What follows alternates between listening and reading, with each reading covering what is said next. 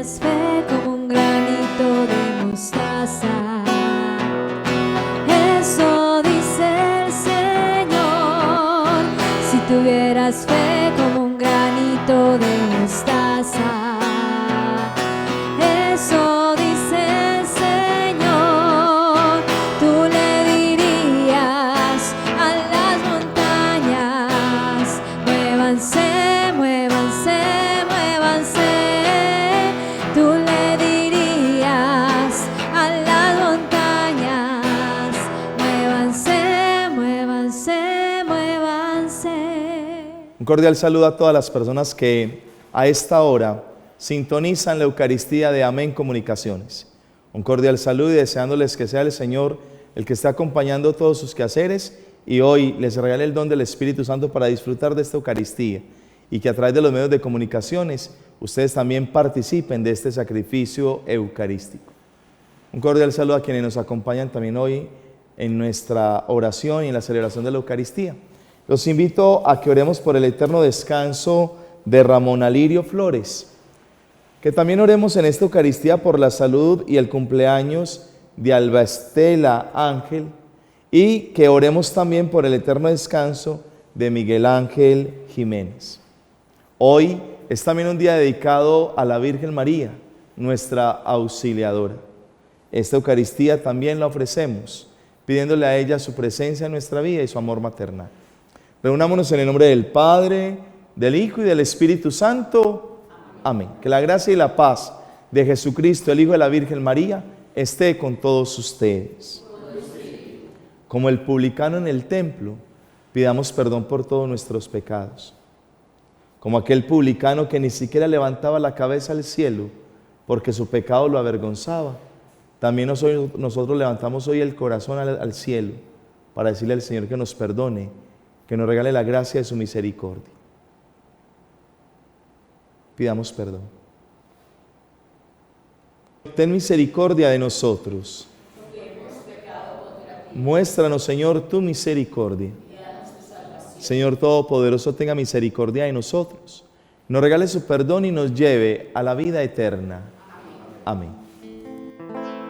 Ten piedad de mí, oh Señor, ten piedad. Ten piedad de mí.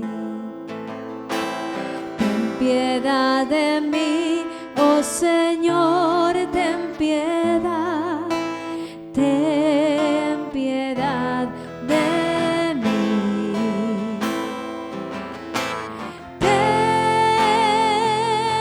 piedad, Jesucristo, ten piedad. Ten piedad, Jesucristo, ten piedad. Ten piedad de mí, oh Señor, ten piedad. Ten piedad de mí. Oremos. Concédenos, Señor, que nosotros, tus fieles, nos alegremos bajo la protección de la bienaventurada Virgen María y por su intercesión seamos librados de todos los males acá en la tierra y alcancemos los gozos eternos en el cielo. Por Jesucristo nuestro Señor. Lectura de la primera carta del apóstol San Pablo a Timoteo. Querido hermano, está muy bien dicho que quien aspira a ser obispo no es poco lo que desea, porque el obispo tiene que ser irreprochable, fiel a su mujer, sensato, equilibrado, bien educado, hospitalario, hábil para enseñar, no dado al vino ni amigo de reyertas, comprensivo, no agresivo ni interesado. Tiene que gobernar bien su propia casa y hacerse obedecer de sus hijos con dignidad. Uno que no sabe gobernar su casa, ¿cómo va a cuidar de una iglesia de Dios? Que no sea recién convertido, por si se le sube a la cabeza y lo condenan como al diablo. Se requiere además que tenga buena fama entre los de fuera, para evitar el descrédito y que lo atrape el diablo. También los diáconos tienen que ser responsables, hombres de palabra, no aficionados a beber mucho ni a sacar dinero, conservando la fe revelada con una conciencia limpia. También estos tienen que ser probados primero, y cuando se vea que son irreprensibles, que empiecen su servicio. Las mujeres, lo mismo, sean respetables, no chismosas, sensatas y de fiar en todo. Los diáconos sean fieles a su mujer y gobiernen bien sus casas y sus hijos, porque los que se hayan distinguido en el servicio progresarán y tendrán libertad para exponer la fe en Cristo Jesús. Palabra de Dios. Andaré con rectitud de corazón. Andaré con rectitud de corazón. Voy a cantar la bondad y la justicia. Para ti es mi música, Señor. Voy a explicar el camino perfecto. ¿Cuándo vendrás a mí? Andaré con rectitud de corazón. Andaré con rectitud de corazón dentro de mi casa. No pondré mis ojos e intenciones viles. Aborrezco al que obra mal. Andaré con rectitud de corazón. Al que en secreto difama a su prójimo, lo haré callar. Ojos engreídos, corazones arrogantes, no lo soportaré. Andaré con rectitud de corazón. Pongo mis ojos en los que son leales, ellos vivirán conmigo. El que sigue un camino perfecto, ese me servirá. Andaré con rectitud de corazón. Yo creo en la palabra de Dios, yo creo en la palabra de Dios, yo creo en la palabra de mi Señor. Si soy fiel en lo poco, Él me confiará más. Si soy fiel en lo poco, mis pasos guiará. Si soy fiel en lo poco, Él me confiará más. Si soy fiel en lo poco, mis pasos guiará. El Señor esté con ustedes.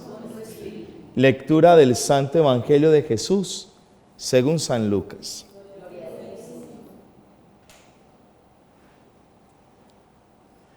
En aquel tiempo iba Jesús camino de una ciudad llamada Naín, e iban con él sus discípulos y mucha gente. Cuando se acercaban a la entrada de la ciudad, resultó que sacaban a enterrar a un muerto, al hijo único de su madre, que era viuda, y un gentío considerable de la ciudad la acompañaba. Al verla, el Señor sintió compasión y le dijo: no llores. Se acercó al ataúd, lo tocó. Los que lo llevaban se pararon y Jesús dijo: muchacho, a ti te lo digo, levántate. El muerto se incorporó y empezó a hablar, y Jesús se lo entregó a su madre. Todos, sobrecogidos, daban gloria a Dios diciendo: un gran profeta ha surgido entre nosotros. Es que Dios ha visitado a su pueblo.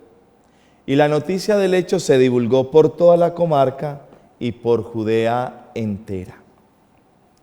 Palabra del Señor.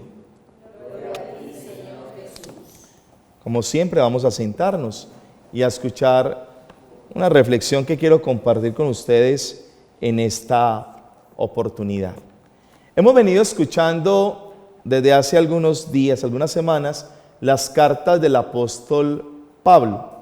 Durante esta semana estamos escuchando una carta que él le escribe a un amigo, a Timoteo. Esta carta la llamamos una de las cartas pastorales. Algunos dicen que es la carta que un pastor le escribía a otro. Otros dicen que es la carta que le escribe Pablo al pastor, al obispo Timoteo, para ayudarle en la gran tarea que tiene de apacentar el rebaño de Dios. Vamos a tener varias cosas claras. Primero, entonces, es la carta que Pablo le escribe a Timoteo. La escribió cerca del año 63, entre el año 63 y 64. La escribió precisamente después de la experiencia de la cárcel. Recuerden que Pablo, por anunciar el Evangelio, muchas veces fue perseguido y encarcelado. Después de estar en la cárcel, escribe esta carta. Y la escribe mientras él está en una ciudad llamada Laodicea. Es interesante ver cómo Pablo escribe la carta con 3 motivaciones. La primera, animar a Timoteo. El deseo de trabajar, de esforzarse, a veces también va acompañado de cansancio, de desánimo. Y Pablo tiene claro que va a animar a Timoteo.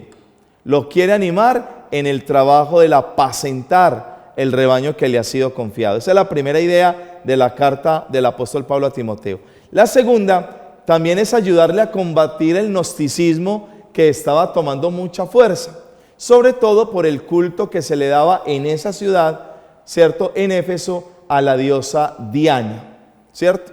Y que en cierta manera estaba engañando y estaba llevando a los creyentes a creer otras cosas distintas a los valores evangélicos. Y la carta también, la carta del apóstol Pablo a Timoteo, tiene una tercera intención y es luchar contra los falsos maestros. La lectura de hoy, por ejemplo, nos lo va a decir, y durante esta semana lo vamos a escuchar, cómo los falsos maestros empiezan a enseñar lo contrario a la fe. Y algunos falsos maestros, de manera muy concreta, estaban contradiciendo los principios evangélicos, pero sobre todo estaban contradiciendo la humanidad de Jesús y la divinidad de Jesús. 3 razones que motivaron al apóstol Pablo a escribirle a Timoteo. ¿Y quién era Timoteo? Pues la escritura nos dice 2-3 ideitas, ¿cierto? Primero, que era hijo de un padre griego y de una mujer hebrea, que la mamá se llamaba Eunice, y que creció en el temor y en el respeto a Dios. Que Timoteo, a medida que iba creciendo, iba conociendo y amando a Dios, y de hecho una de las cartas lo dice, su mamá y su abuela lo educaron en el respeto y en el amor a Dios. Hagamos un paréntesis. ¿Cuántas mamás y cuántas abuelas han hecho bien en sus hijos?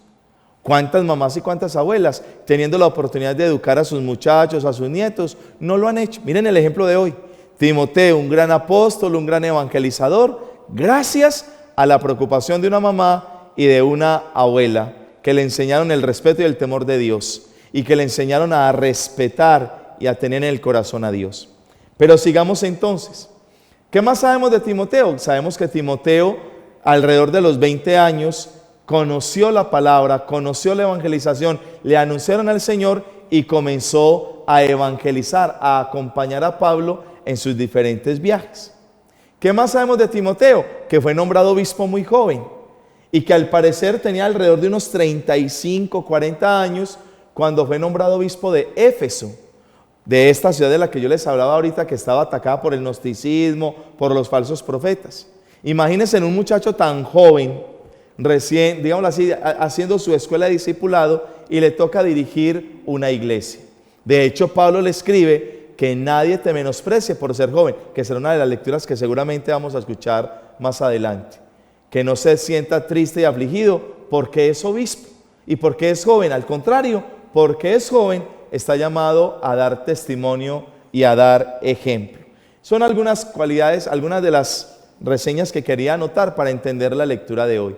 Y hoy el apóstol Pablo le recuerda a Timoteo cuáles son las cualidades, las características de los obispos, de los diáconos y de las mujeres. Esa fue la lectura de hoy, las características de los obispos, los diáconos y las mujeres.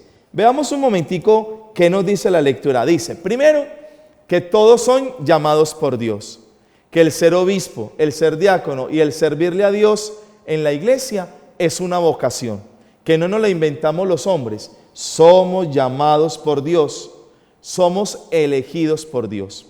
En segundo lugar, va a decir que los obispos tienen que tener varias cualidades, una vida irreprochable, una vida intacta de testimonio, de amor, de respeto a Dios, pero sobre todo de sana convivencia con el prójimo. Que el que quiera ser obispo tendrá que ser hospitalario, acogedor, bien educado, incluso casado una sola vez. En esa época, en la iglesia primitiva, los obispos y los sacerdotes en esa época se podían casar. En la iglesia de Oriente se podían casar. Nuestra iglesia occidental tiene lo que llamamos el celibato. Los sacerdotes optamos por una vida célibe donde no nos casamos, ni podemos tener una esposa y tener con ella una familia. Pero la lectura dice que al inicio de la iglesia Muchos de los obispos, incluso los apóstoles, Pedro era casado, Pedro tenía esposa. El Evangelio dice que Jesús curó a la suegra de Pedro, ¿cierto? Pero es una manera de entender, y la lectura le va a decir, que tenga familia y que la sepa gobernar, porque si lo hace con la familia, el obispo sabrá gobernar la iglesia y sabrá apacentar el rebaño de Dios. Miren pues las cualidades de un buen obispo. Ser un hombre intachable, irreprochable en su manera de vivir, un hombre acogedor, un hombre hospitalario, un hombre comprensivo, pero que sabe gobernar y orientar. Y dice al final que un buen obispo será aquel equilibrado en la fe y educado. Esas son las cualidades ¿para quién? Para el obispo. Pero luego toca el tema, bueno, más adelante lo va a decir Pablo, que estas mismas cualidades son las cualidades de los presbíteros, o sea, de los sacerdotes, ¿cierto? Acuérdense que los ancianos, eso significa la palabra presbítero, anciano, que los ancianos, los presbíteros, los sacerdotes, ojalá tengan estas mismas cualidades. Miren que en ningún momento se está diciendo que sean perfectos. Lógicamente los obispos y los sacerdotes, los presbíteros vamos a tener errores y limitaciones, pero aún así el Señor nos llama y aún así a través de nosotros el Señor sigue haciendo la obra. Pero también la lectura que hemos escuchado hoy recuerda cuáles son las cualidades de los diáconos. Acuérdense en que los apóstoles, por ahí en el libro de los Hechos de los Apóstoles, capítulo 7, los apóstoles no dan abasto para predicar. Predique, anuncie el evangelio, atienda a las viudas, atienda a los huérfanos, haga las obras de caridad, organice la iglesia, administre la iglesia, organice la evangelización. Era mucho trabajo. Hasta que le pidieron a Dios en oración y el Señor les muestra que hay que nombrar diáconos. Los diáconos son los servidores de la iglesia. Y entonces escogen a 7 hombres, probos, hombres buenos, hombres de testimonio, que ayuden. Mientras los apóstoles predican y anuncian, ellos se van a encargar de la caridad, le van a servir a los pobres, ¿cierto? Y la lectura de hoy toca ese tema. ¿Quiénes son los diáconos? Los servidores de la iglesia, que sean personas de buen testimonio, que sean personas, ojalá no aficionadas al licor y a los juegos, que sean personas que conserven la fe que han recibido. Un diácono, un servidor, es un creyente, es una persona atenta a las necesidades de los demás, pero también es una persona que ve en los demás el rostro de Cristo. Y me llama la atención cómo la lectura también le habla a las mujeres. Cuando uno mira en la parte exegética, uno se da cuenta que le está hablando a las mujeres que sirven en la iglesia, ¿cierto? Y nosotros hoy en nuestras parroquias, en nuestras comunidades, tenemos muchas mujeres que sirven en la iglesia y que ejercen diferentes ministerios. Miren cómo desde la iglesia primitiva la mujer tiene también un papel protagónico en la iglesia. Acuérdense que para la época de Jesús habían ciertos grupos que no contaban, ni tenían voz ni tenían voto, los niños, los enfermos, los lisiados, como también las mujeres. Pero con el anuncio del reino, con esta nueva propuesta de Jesús, hay una nueva historia. Las mujeres tienen un papel fundamental en la iglesia. De hecho, el Evangelio dice que a Jesús muchas mujeres lo acompañaban, que incluso vendían sus bienes para ayudar en la obra. Y hoy nos dice que estas mujeres tienen que ser respetables, que sean sensatas y que sean de fiar. Esas son las 3 cualidades: mujeres respetables, sensatas y que sean mujeres de fiar. Y que en la medida de lo posible eviten el chisme, ¿cierto? Que una mujer que está al servicio de Dios no es para hablar mal de nadie ni para generar el mal ambiente con los comentarios. Y termina diciéndoles que estas mujeres que están al servicio de la iglesia sean testimonio de Dios. Miren qué lectura tan bonita la de hoy. Cómo el apóstol Pablo motiva a Timoteo a continuar en su labor como obispo de Éfeso. Pero que él también esté pendiente de que la iglesia crezca, se solidifique y sobre todo se afiance con miembros cada vez más probos. Repito, con nuestros errores y limitaciones, pero sobre todo dejándonos o teniendo apertura para que la gracia de Dios obre en favor nuestro. Esa es la lectura que hemos escuchado hoy. Y si miramos el evangelio que hemos escuchado, a mí me llama la atención ese evangelio y me parece muy bonito. Y yo lo utilizo mucho cuando celebro las exequias. Porque de alguna manera es un evangelio que a uno lo motiva en la parte espiritual. Dice el texto que una mujer iba a enterrar a su único hijo y que esa mujer era viuda. Vamos a coger el evangelio por partes. Lo primero que quiero que compartamos es que de alguna manera Jesús es misionero y está caminando de ciudad en ciudad. Y va de pueblo en pueblo anunciando el reino de Dios. La noticia no es para unos cuantos. El anuncio del reino no es para unos cuantos, sino para todos. Jesús va de pueblo en pueblo. Y se encuentra con una mujer que es viuda. Primer detalle, una mujer que por segunda vez experimenta el dolor de la muerte, de la tristeza y de la separación. Ya había experimentado la muerte de su esposo, por eso era viuda. Y ahora, la única razón que tenía para vivir, el único que lo motivaba a vivir, era seguramente su hijo único, su único hijo. Y también este muere. Usted se imagina la tristeza, el dolor, el vacío de esta mujer. Se imaginan la sensación de tristeza y de abandono de una mujer que ya no tenía quien viera por ella, que en el pueblo de Israel sabía que le iba a ser muy difícil subsistir, porque no tenía un hombre, un esposo, un hijo que viera por ella. Una mujer que se siente sola y seguramente se sentiría abandonada de Dios. Pero dice el texto que Jesús sintió compasión de ella, compasión, la amó con ganas. Jesús se acerca a la realidad de esta mujer y no la deja sola, no se queda con los brazos cruzados ni se queda indiferente ante la realidad de una mujer que está padeciendo el dolor y la muerte de la persona que más ama y de la única que tenía, de su hijo único. Y Jesús se acerca. El tercer detalle es que Jesús toca el ataúd, va más allá de las prohibiciones, va más allá de la ley judía. Acuérdense en que tocar un muerto, tocar el ataúd de un muerto, significaba estar impuro por un tiempo determinado. Y a Jesús le importa poco eso, lo que le importa es restablecer la vida de esa persona, devolverle la alegría a una mujer. Y por eso toca el féretro y se paran, y con autoridad, el que es dueño de la vida, le devuelve la vida a este muchacho. Muchacho, a ti te lo digo, levántate. Qué actitud tan bonita. Jesús con autoridad, Jesús con fuerza, porque es el Dios de la vida, resucita a este muchacho y se lo entrega a la mamá. Ustedes se imaginan de una manera muy humana, yo me imagino eso, se imaginan cómo será la alegría de esa mamá al ver que su hijo está vivo, que lo tiene de nuevo, que Dios tuvo compasión y misericordia de ella, devolviéndole a su hijo.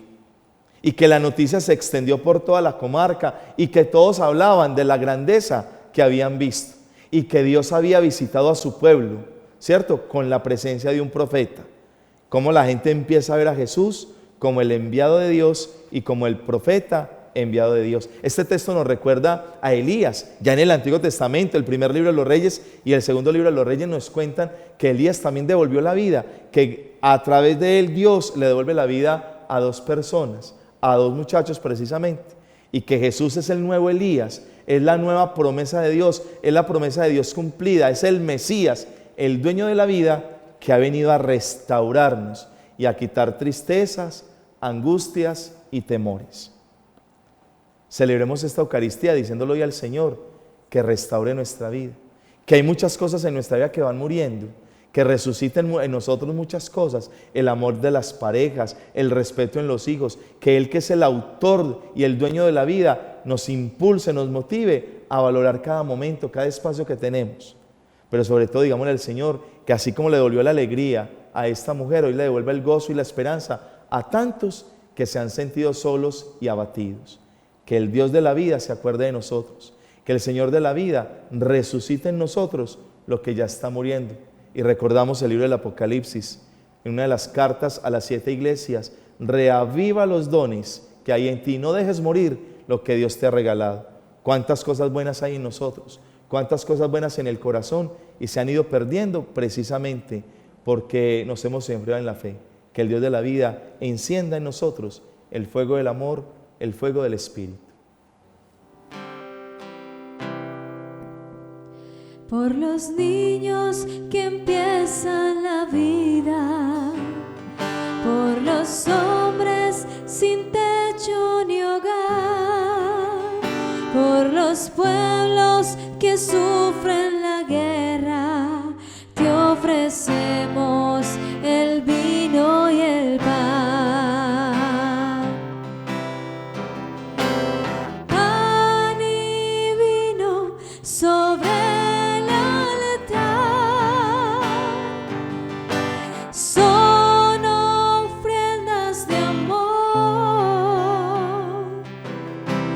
Pan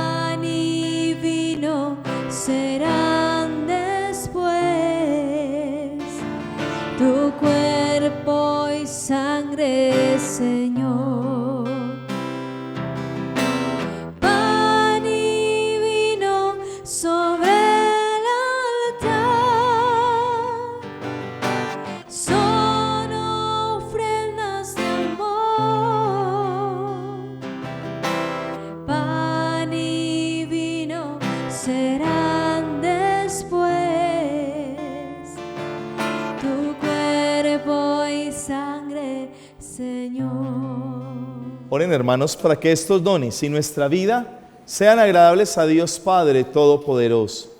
El Señor reciba para alabanza y gloria de su nombre, para nuestro bien. Te sean agradables, Señor, estos dones, pan y vino, y también nuestra vida que hoy te ofrecemos, al recordar a la Virgen María, quien te agradó con su virginidad y en su humildad concibió a su Hijo único, a Jesucristo, que vive y reina por los siglos de los siglos. El Señor esté con todos ustedes. Levantemos el corazón. Demos gracias al Señor nuestro Dios. Hacemos hoy el prefacio en honor a María, a quien recordamos en esta jornada. De verdad, Señor, es justo darte gracias en todo tiempo y en todo lugar, y alabarte debidamente en este día consagrado a la Santísima Virgen. María, al aceptar tu palabra con limpio corazón, mereció concebirla en su seno virginal y dar a luz a su Hijo único, y así preparó el nacimiento de la Iglesia. María, al recibir junto a la cruz el testamento de tu amor divino, nos tomó a todos como hijos, para que naceos a la vida sobrenatural por la muerte de Jesucristo su Hijo. María, esperando con los apóstoles al Espíritu prometido, se unió a sus oraciones y se convirtió así para la Iglesia en modelo de la Iglesia suplicante. María, desde su asunción a los cielos, acompaña con amor maternal a la Iglesia peregrina, protege sus pasos hacia la patria celestial hasta la venida del Señor. Por eso, con los ángeles y los santos, cantamos a una voz tu gloria, diciendo: Santo, santo, santo, santo, santo el Señor. El cielo y la tierra están llenos de ti. Hosana, hosana, hosana, los ángeles cantan. Hosana, hosana, hosana, cantemos a Dios. Santo eres en verdad, Padre, fuente de toda santidad. Santifica estos dones con el poder de tu Espíritu, de manera que se conviertan en el cuerpo y la sangre de Jesucristo nuestro Señor. Cuando Él iba a ser entregado a su pasión voluntariamente aceptada, Jesús tomó pan, lo partió y lo dio a sus amigos diciendo: tomad y comed todos de él, porque esto es mi cuerpo, que será entregado por vosotros.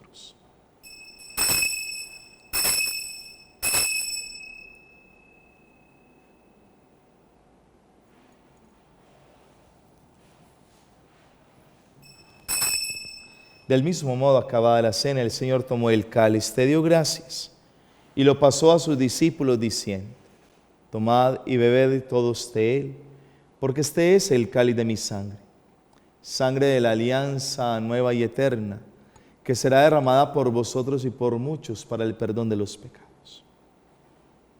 Haced esto en conmemoración mía.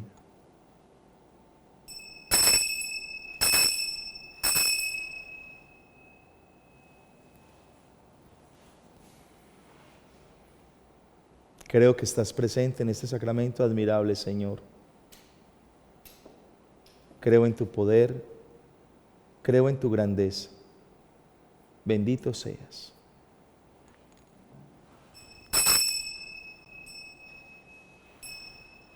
Hermanos, este es el sacramento de nuestra fe. Anunciamos tu muerte. Padre, celebramos el memorial de la muerte y la resurrección de tu Hijo. Y te damos gracias porque nos haces dignos de servirte en tu presencia.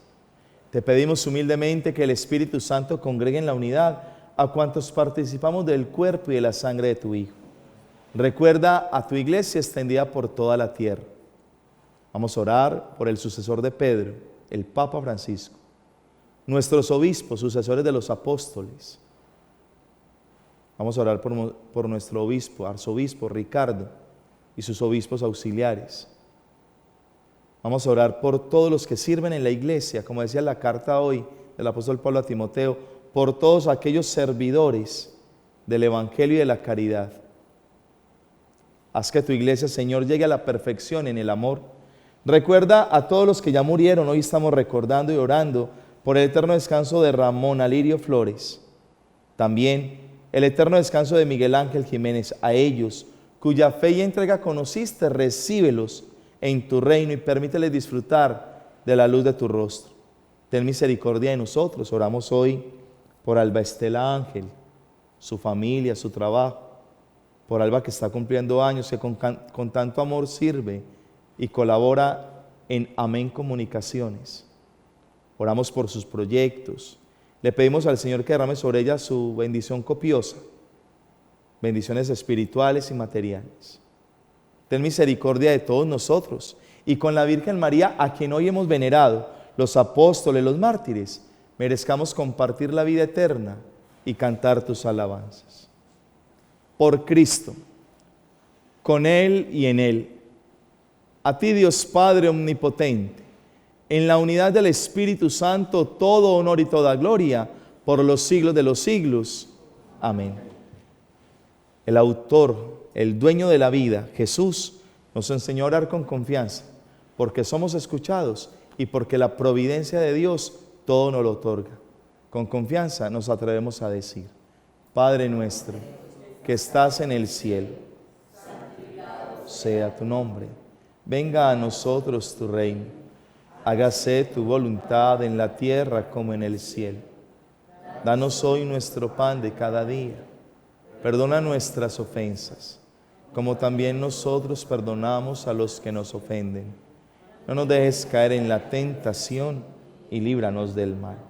Vamos a decirle a Dios que nos libre de muchos males, que nos regale la paz, mientras esperamos la segunda venida gloriosa de nuestro Dios y Salvador Jesucristo.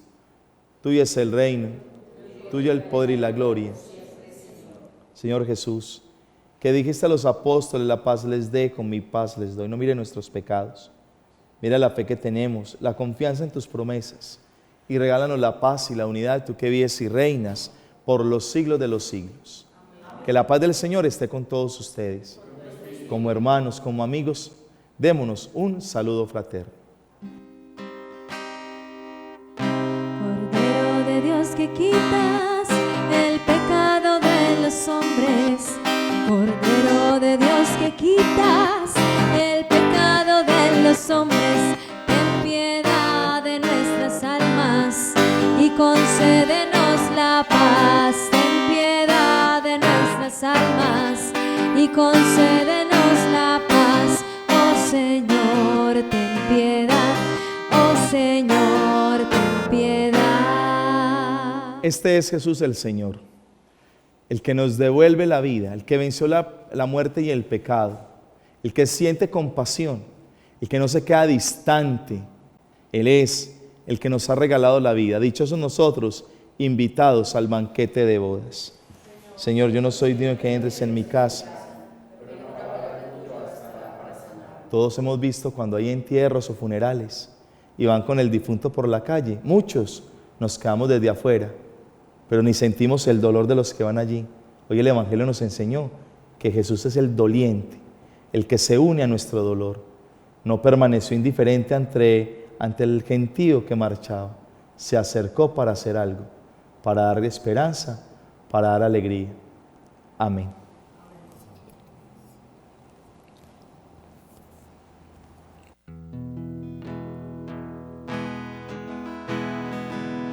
Tú obras maravillas con tu gracia. Nada es imposible en tus manos. Ven hasta lo más hondo de mi ser. Ven, creo en tu palabra y tu poder, porque todo lo haces nuevo, Jesús. Todo lo haces nuevo, Jesús. Mi vida es tuya, Señor.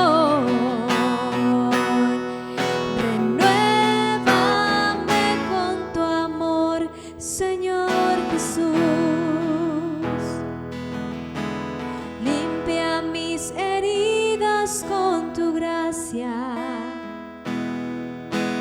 Quema con tu fuego y mi vida. Ven hasta lo más hondo de mi ser. Oremos. Señor, hemos participado y hemos recibido el alimento espiritual. Te pedimos que, imitando asiduamente a la bienaventurada Virgen María, nos encontremos siempre diligentes para el servicio de la Iglesia y experimentemos el gozo de ser tus servidores, por Jesucristo nuestro Señor. Amén. Y antes de marcharnos, antes de terminar la Eucaristía, expresemos nuestro amor filial a la Santísima Virgen María y nuestro acto de confianza, diciéndole juntos: Dios te salve, Reina y Madre, Madre de misericordia, vida, dulzura y esperanza nuestra. Dios te salve, a ti clamamos los desterrados hijos de Eva. A ti suspiramos gimiendo y llorando en este valle de lágrimas. Ea pues, Señora abogada nuestra, vuelve a nosotros tus ojos misericordiosos. Y después de este destierro, muéstranos a Jesús, fruto bendito de tu vientre. Oh clemente, oh piadosa, oh dulce Virgen María, ruega por nosotros, Santa Madre de Dios, para que seamos dignos de alcanzar las promesas y gracias. Amén. Señora del cielo, con tu manto de amor cuídanos, con tu poder de intercesión protégenos, y nunca se aparte de nosotros la presencia de tu amor. Virgen María, cuida nuestras familias, cuida nuestros trabajos y nuestros quehaceres, cuida a los enfermos, a las personas que hoy se han unido a esta celebración eucarística. Santísima Virgen María, por los dolores que sufriste al pie de la cruz, mira cuántas son mis ansias y mis penas, cuántas son mis preocupaciones, y recíbelas y preséntalas ante tu Hijo, para que Él me mire con misericordia y me regale siempre su amor y su bendición. Amén. El Señor esté con todos ustedes. Y la bendición de Dios, Padre, Hijo y Espíritu Santo, descienda sobre ustedes y sobre sus familias y los acompañe siempre. Con la alegría de celebrar la Eucaristía, encuentro de amor, podemos ir en paz. Cordial saludo, que Dios los bendiga y los acompañe, y que la Virgen les regale su presencia maternal. Ella es la luz de mis estrellas, es la mano en el camino, es la paz en medio de mi guerra. Solo es ella, ella siempre inclina la balanza, de servir nunca se cansa, sola puede con el peso de mi mundo. En un segundo me devuelve la sonrisa. Dale clic en me gusta, suscríbete si aún no lo has hecho y selecciona la campanita para recibir las notificaciones de los nuevos videos.